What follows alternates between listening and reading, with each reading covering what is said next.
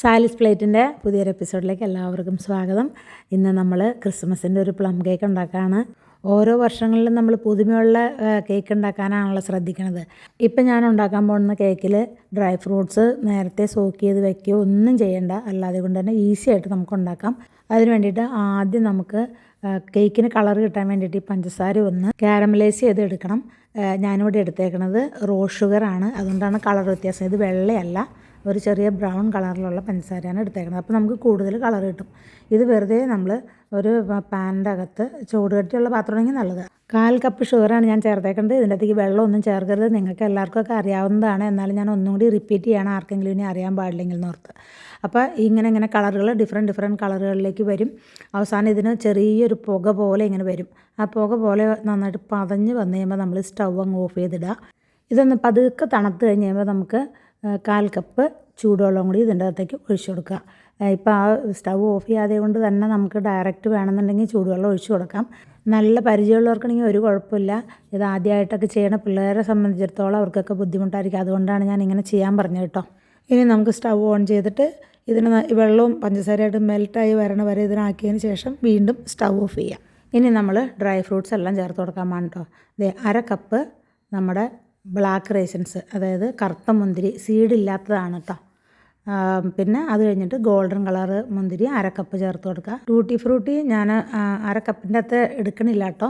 ഇനി ക്രാൻബെറിയാണ്, അത് ഞാൻ 1/2 കപ്പ് എടുക്കുന്നുണ്ട്. അതുപോലെ തന്നെ ആപ്രിക്കോട്ട് ഒരുപാട് ചേർക്കണില്ല, ഒരു 4-5 എണ്ണം കട്ട് ചെയ്തങ്ങ് ചേർത്ത് കൊടുക്കണേ ഉള്ളൂ. ഇനി ഒരു മുസമ്പി പിഴിഞ്ഞിട്ട് അതിൻ്റെ ജ്യൂസാണ് ചേർത്ത് കൊടുക്കുന്നത്. അതിന് അങ്ങനെ പ്രത്യേകിച്ച് മെഷർമെൻറ്റും കാര്യങ്ങളും ഒന്നുമില്ല, നിങ്ങൾക്ക് ഇഷ്ടമുള്ള പോലെ തന്നെ ചേർത്ത് കൊടുക്കാം. ഒരു ഓറഞ്ചിൻ്റെ ജ്യൂസ് എടുത്താൽ കറക്റ്റായിട്ടിരിക്കും. ഇനി ഇതിൻ്റെ അകത്തേക്ക് ചേർത്ത് കൊടുക്കുന്നത് മിക്സഡ് ഫ്രൂട്ട് ജാമാണ്.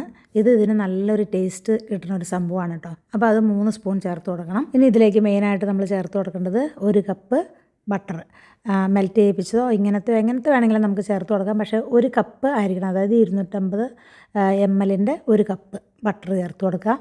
ഇനി നിങ്ങൾക്ക് ഷുഗർ ഉപയോഗിക്കുന്നവരാണെന്നുണ്ടെങ്കിൽ ഇതിൻ്റെ അകത്തേക്ക് നിങ്ങളുടെ മെഷർമെൻ്റ് അനുസരിച്ചിട്ട്, നിങ്ങളുടെ ഇഷ്ടം അനുസരിച്ചിട്ട് നിങ്ങൾക്ക് ഷുഗർ എത്രയാണെന്ന് വെച്ചിട്ടുണ്ടെങ്കിൽ ആഡ് ചെയ്ത് കൊടുക്കാം. ഞാൻ ഇതിൻ്റെ അകത്തേക്ക് ഷുഗർ എന്ന് പറയുന്ന സംഭവം ചേർക്കണേ ഇല്ല. ഇനി നമുക്ക് സ്റ്റൗ ഓൺ ചെയ്ത് കൊടുക്കാം. സ്റ്റൗ ഓൺ ചെയ്തിട്ട് നമുക്കൊരു 5-6 മിനിറ്റ് ഇതിന് സ്റ്റൗവിൽ വെച്ചിട്ട് നല്ലപോലെ ഒന്ന് തിളപ്പിച്ചെടുക്കാം. ഈ ഒരു പാകത്തിന് അതായത് 5 മിനിറ്റ് കഴിഞ്ഞ് കഴിയുമ്പോൾ നമ്മൾ സ്റ്റൗ ഓഫ് ചെയ്യണം. ഇത്തരം സംഭവങ്ങൾ നമ്മൾ ചേർത്തിട്ടുണ്ടെങ്കിൽ ഈ വെള്ളം കണ്ടിട്ട് നിങ്ങൾ പേടിക്കേണ്ട, കാരണം ഈ ജ്യൂസ് മുഴുവൻ ഈ ഫ്രൂട്ട്സ് സംഭവങ്ങളെല്ലാം വലിച്ചെടുക്കും. അപ്പോൾ അതുകൊണ്ട് നിങ്ങളത് ഓർത്ത് പേടിക്കേണ്ട. ഇനി ഇത് തണുക്കാനായിട്ട് നമുക്കൊരു വശത്തേക്ക് മാറ്റി വയ്ക്കാം. ഇനി നിങ്ങൾ ഓൾറെഡി ഫ്രൂട്ട്സ് സോക്ക് ചെയ്ത് വെച്ചിട്ടുണ്ടെന്നുണ്ടെങ്കിൽ ഈ സ്റ്റെപ്പ് നിങ്ങൾ ചെയ്യേണ്ട കേട്ടോ. നിങ്ങൾ ഡയറക്റ്റ് അല്ലാതെ കൊണ്ട് തന്നെ കേക്ക് ഉണ്ടാക്കി വെച്ചാൽ മതി ആ ഫ്രൂട്ട്സ് ചേർത്തിട്ട്. ഞാനിത്രയും ഡ്രൈ ഫ്രൂട്ട്സ് ചേർത്തേണ്ടതെന്ന് മാത്രമേ ഉള്ളൂ. നിങ്ങളുടെ കയ്യിലുള്ള ഫ്രൂട്ട്സ് അതായത് എന്താ ഉള്ളതെന്ന് വെച്ചാൽ അത് മാത്രം ചേർത്ത് വെച്ചാൽ മതി. മുന്തിരി മാത്രം ചേർത്ത് ഇതുണ്ടാക്കാം കേട്ടോ. ഡ്രൈ ഫ്രൂട്ട്സിൽ തന്നെ കുറച്ച് ഞാൻ ചേർത്തിട്ടില്ല കേട്ടോ, അതായത് പ്ലം അങ്ങനെ ബാക്കിയുള്ള സാധനങ്ങൾ ചേർത്തിട്ടില്ല, നട്ട്സ് ചേർത്തിട്ടില്ല. ഇപ്പോൾ ഇത് തണുത്ത് കഴിഞ്ഞ് കഴിഞ്ഞപ്പോൾ നമ്മളെല്ലാം ചേർത്ത് കൊടുക്കുകയാണ്. 1/4 കപ്പ് വെച്ചിട്ട് വാൾനട്ട്, ബദാം, അതുപോലെ തന്നെ നട്ട്സ് ഇതെല്ലാം ചെറുതായിട്ട് കട്ട് ചെയ്ത് കൊടുക്കണം. ഒരുപാട് നമ്മൾ ചേർത്ത് കൊടുക്കേണ്ട, കാരണം നമ്മൾ കേക്ക് കട്ട് ചെയ്യണ സമയത്ത് കൂടുതൽ ചേർത്തിട്ടുണ്ടെങ്കിൽ നല്ല ഭംഗിയായ രൂപത്തിൽ നമുക്ക് കട്ട് ചെയ്തെടുക്കാനായിട്ട് പറ്റില്ല. അതുകൊണ്ടാണ് കേട്ടോ അങ്ങനെ പറയണത്. പിന്നെ ഇത് എന്നുണ്ടെന്നുണ്ടെങ്കിൽ ഡേറ്റ്സ് ആണ്. ഇത് നേരത്തെ ചേർക്കാഞ്ഞത്, ഇതിന് സോക്ക് ചെയ്യേണ്ട ആവശ്യമില്ല. അതുപോലെ തന്നെ പ്ലം, ഇത് 1/2 കപ്പ് പ്ലം ചേർത്ത് കൊടുക്കേണ്ടത്. ഡേറ്റ്സ് ഞാൻ 3-4 കട്ട് ചെയ്തിട്ട് ചേർക്കണേ ഉള്ളൂ. ഇതെല്ലാം കൂടെ ചേർത്തിട്ട് നമുക്കൊന്ന് പതുക്കെ മിക്സ് ചെയ്ത് കൊടുക്കാം. ഒരു നാരങ്ങയുടെ തൊലിയും അതുപോലെ തന്നെ ഒരു ഓറഞ്ചിൻ്റെ തൊലിയും അതിൻ്റെ വെള്ളം ഇല്ലാതെ കൊണ്ട് ഗ്രേറ്റ് ചെയ്തെടുത്തിട്ട് ചേർത്ത് കൊടുക്കുക. ഇനി ഇത് ചേർത്ത് ഒന്ന് മിക്സ് ചെയ്തതിന് ശേഷം ഇതിനൊരു സൈഡിലേക്ക് മാറ്റി വെച്ച് കൊടുക്കുക.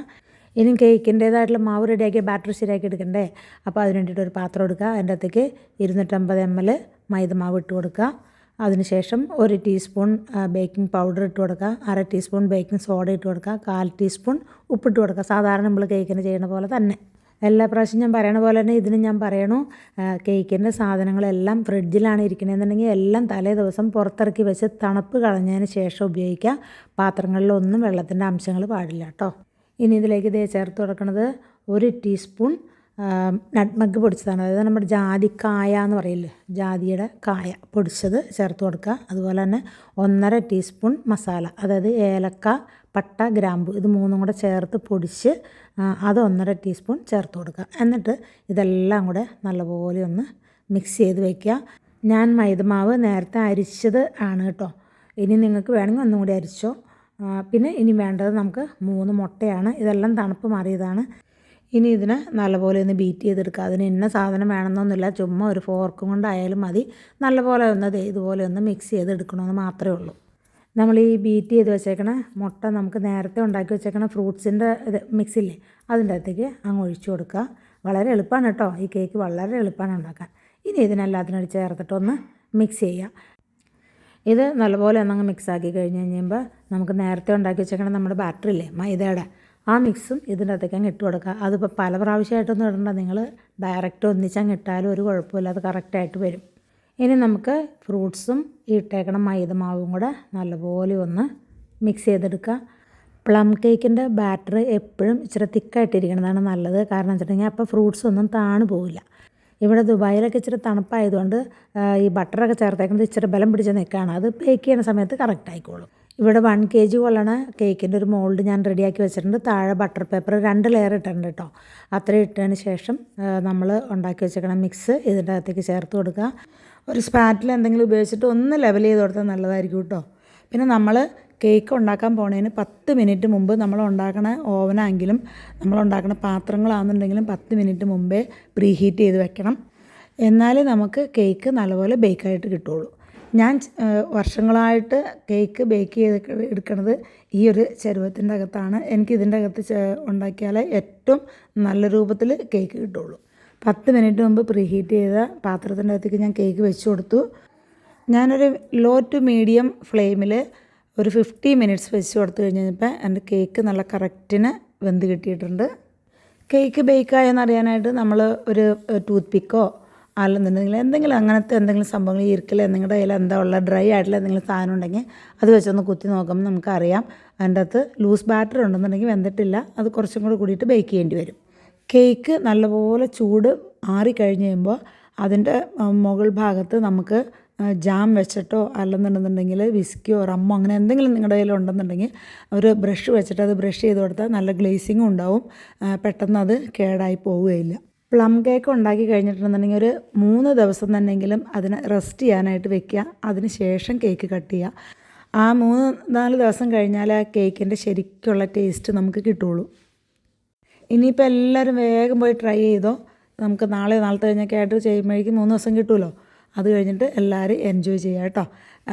കേക്ക് ഉണ്ടാക്കണം, തീർച്ചയായിട്ടും ഉണ്ടാക്കണം. ഉണ്ടാക്കിയിട്ട് നിങ്ങളുടെ കമൻസുകളെല്ലാം അറിയിക്കണം കേട്ടോ. ലൈക്ക് ചെയ്യാനും ഷെയർ ചെയ്യാനും ഒന്നും മടിക്കണ്ട. അപ്പോൾ എല്ലാവർക്കും ക്രിസ്മസിൻ്റേതായിട്ടുള്ള ആശംസകൾ അറിയിക്കണോ.